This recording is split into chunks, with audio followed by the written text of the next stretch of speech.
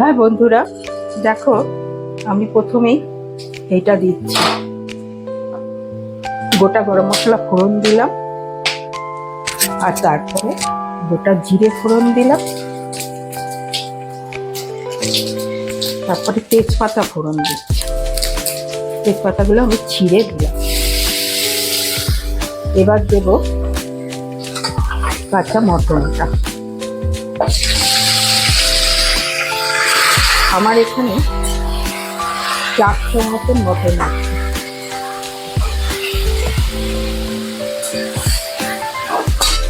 Sorry, আমার এখানে 500 মতন মটন আছে।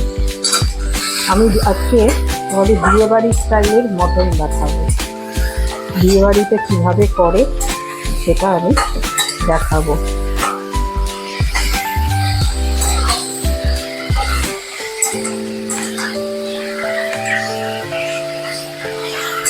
দেখো বন্ধুরা, মটনটা ঠিক এইরকম ভাজতে হবে। এই স্টেজে আমি কিন্তু এবার নামিয়ে নেব। দেখো বন্ধুরা, মটন এইরকম ভাজতে হবে। এই স্টেজে আমি এবার নামিয়ে নেব। আমার এখানে 500 গ্রাম মটন আছে। এবার নামিয়ে নিচ্ছি আমি মটনটা। গ্যাসের ফ্লেমটা হাই করে এতক্ষণ মাংসটাকে ভেজে তুলে নিলাম।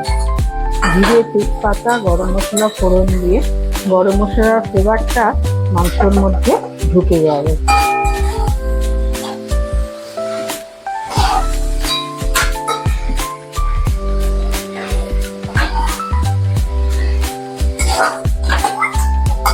এবার আমি ওতে কুচনো পেঁয়াজ দিয়ে দেবো। এগুলো রয়েছে, কিচ্ছু অসুবিধা নেই। এবার গ্যাসের ফ্লেমটা বাড়িয়ে দিলাম। তো কুচনো পেঁয়াজের পরিমাণটা একটু বেশি লাগবে।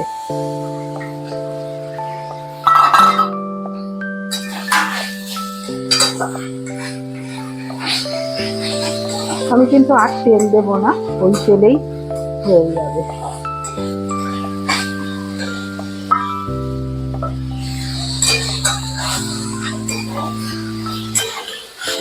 আমার মনে হচ্ছে আরও একটু পেঁয়াজ লাগবে, পেঁয়াজ কুচি। এই জন্য আমি পেঁয়াজ কুচিগুলো কিন্তু খুব সরু সরু করেই রাখবে, যেটা বিয়েবাড়ি স্টাইলে করে।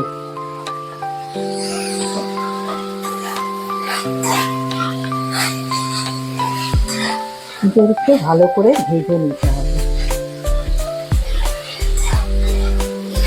আর বিয়েবাড়িতে তো প্রেসার কুকারে করে না, তারা এতেই করে, কড়াতেই সেদ্ধ করে। ফিশার পাকশালাকে লাইক, কমেন্ট, সাবস্ক্রাইব, শেয়ার করতে ভুলো না।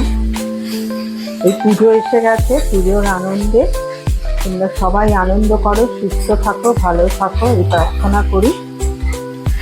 দেখো বন্ধুরা, আমার পেঁয়াজগুলো ভাজা হচ্ছে। এবার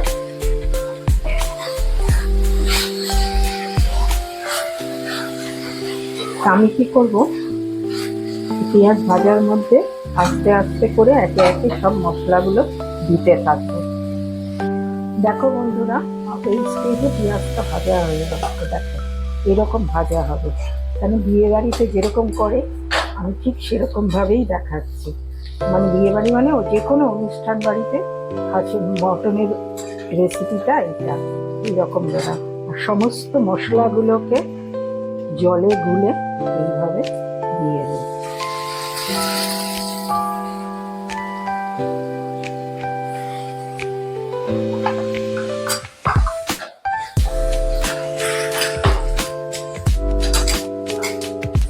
এবার আস্তে আস্তে কষাতে হবে।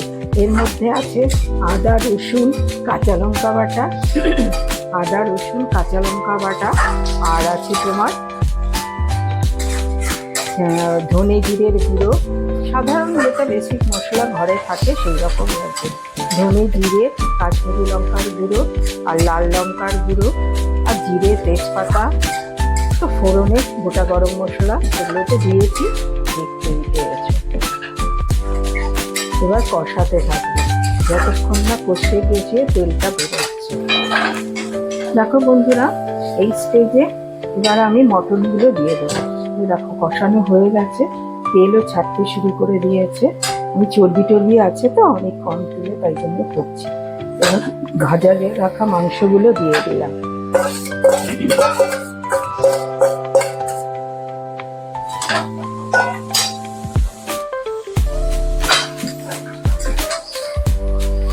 দেখো এবার এইভাবে এবার অর্ধেক করে, আমার গ্যাসের তেলটা কিন্তু আস্তে আছে, এবার হাই করে দিলাম।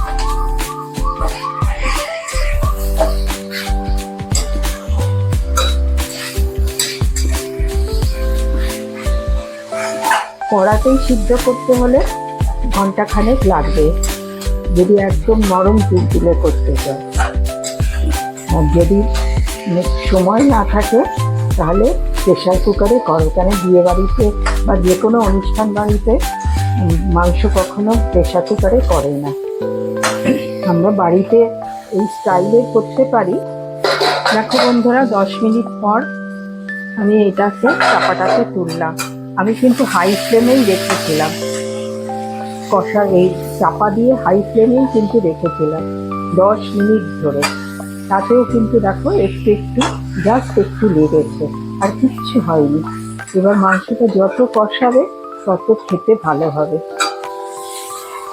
দেখো আমি এবার কষানো হয়ে গেছে।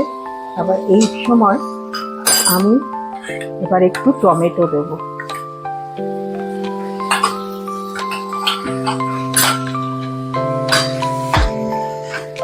যতক্ষণ না পর্যন্ত কাঁচা গন্ধটা যাচ্ছে টমেটো, ততক্ষণ পর্যন্ত আমি মাংসটা কষাতে থাকবো।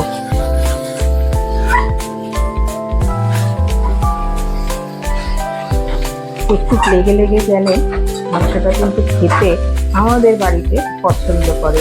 তোমরা তোমাদের বাড়িতে নুন ঝালটা তোমাদের মতো করে করবে, তোমাদের বাড়িতে যেমন খায় তেমনই করবে। এটা সম্পূর্ণ বিয়েবাড়ির স্টাইলে। আর দুর্গাপুজো এসে গেছে, এইভাবে মাংস রান্না করে খাও, আনন্দ করো, সবাই এই কামনা করি।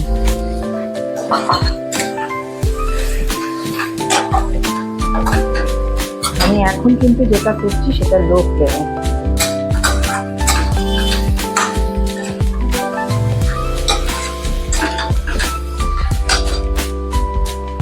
এবার আমার কষানো হয়ে গেল মাংস। এবার আমি পাশে গ্যাসে গরম জল দিয়েছিলাম। বিয়ে বাড়িতে সবসময়, যে কোনো অনুষ্ঠান বাড়িতে পাঁঠার মাংসে সবসময় গরম জল দেয়। দেখো আমি পুরো গরম জলটা দিয়ে দিলাম। লবণ কিন্তু আমি এখনো দিইনি।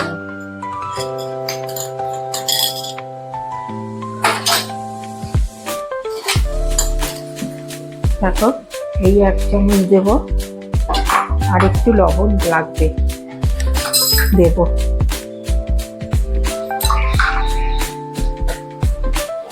দেখো 2 চামচ লবণ দিলাম,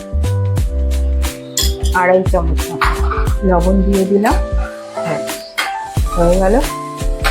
এবার সেদ্ধ হতে থাক।